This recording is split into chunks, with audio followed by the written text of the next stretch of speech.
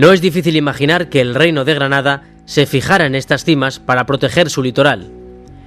Cercano al municipio de Marbella, era el lugar ideal desde donde recibir noticias de las incursiones en la costa de cualquier enemigo. Pronto, el pueblo árabe construyó una torre y en torno a ella la alquería o pequeña comunidad rural que fue creciendo en tanto en cuanto crecían sus familias. Actualmente quedan restos de esta construcción en el Castillejo. Catarina Urbaneja, doctora en Historia, nos explica la importancia de la torre como origen del municipio. La torre de alquería tiene relación con las torres de la costa, con el castillo de Marbella, es la tercera línea defensiva por el interior para proteger el acceso a Marbella y sobre todo para evitar que los piratas, en época musulmana eran cristianos, en época cristiana eran musulmanes, para evitar las incursiones de los piratas hacia el interior, puesto que lo que buscaban era apresar a personas para cobrar el rescate y sobre todo también animales para venderlos. Este sistema de defensa no impediría la conquista por parte de las tropas castellanas de la tierra de Marbella y por tanto la imposición de la conversión a los moriscos en el año 1500. Fue el comienzo de una etapa de grandes convulsiones en la localidad, que si bien no participó directamente en la rebelión mudéjar de Sierra Bermeja, sí sufriría sus consecuencias.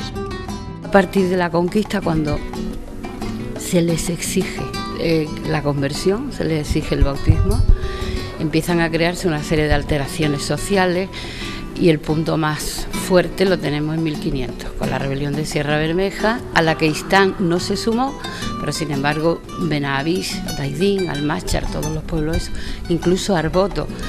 Arboto es un despoblado que hoy está anexionado al término de Istán, pero que en el siglo XV era un pueblo independiente. Entonces estos pueblos organizaron una fuerte revuelta, las consecuencias fueron muy dramáticas, tuvieron que marcharse también, pero esta vez ya como huidos. Poco después, en 1569, una nueva rebelión se gestaría en Istán y daría origen a la leyenda de Juana de Escalante.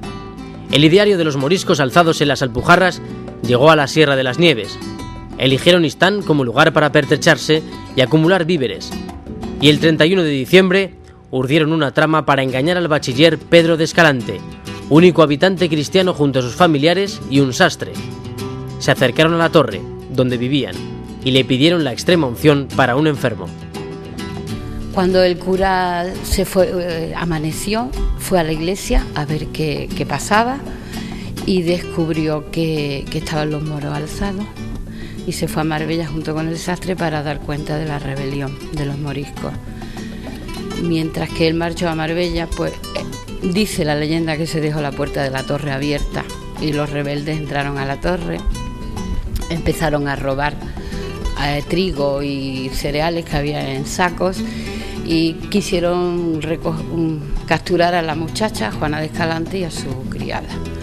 Ellas se parapetaron en el piso alto y como estaban de obra, pues desde la azotea tiraron piedra, hirió a alguna gente y consiguió pues aguantar hasta que llegaron las tropas de Marbella y como dicen las crónicas, se marchó a Marbella y la tierra quedó alzada.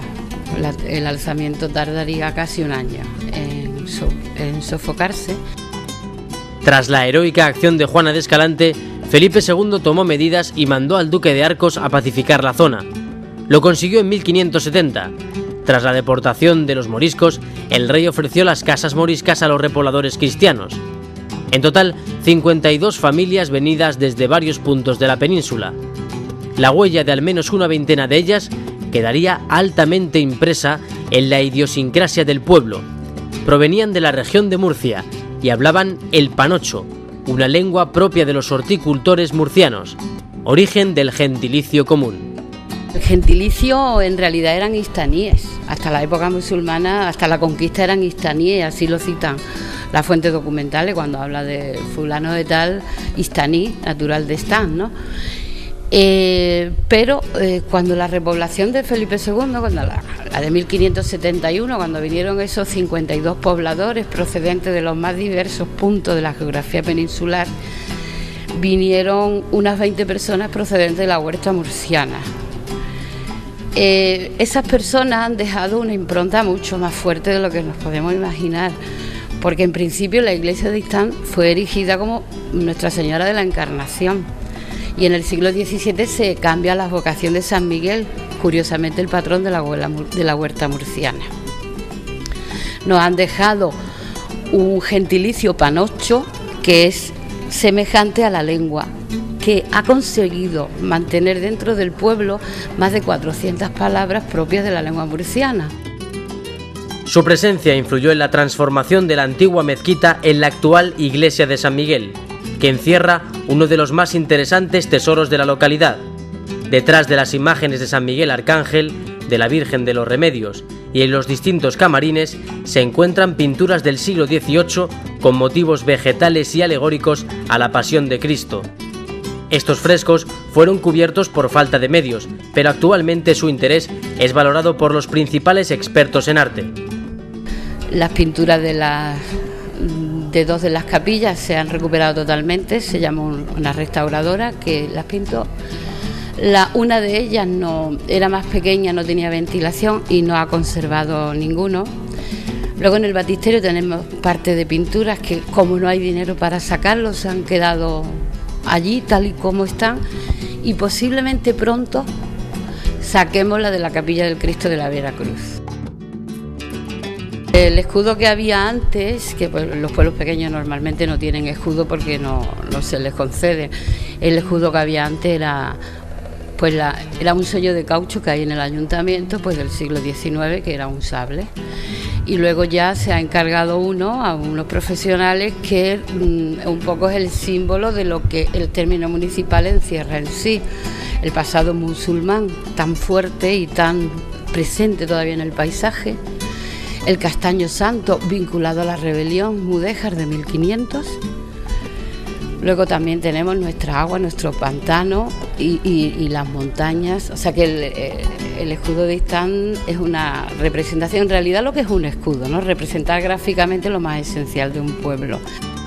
La población cristiana inaugura un periodo de paz en el que el momento más importante para el pueblo llega en los años 60, con el auge del turismo en la Costa del Sol.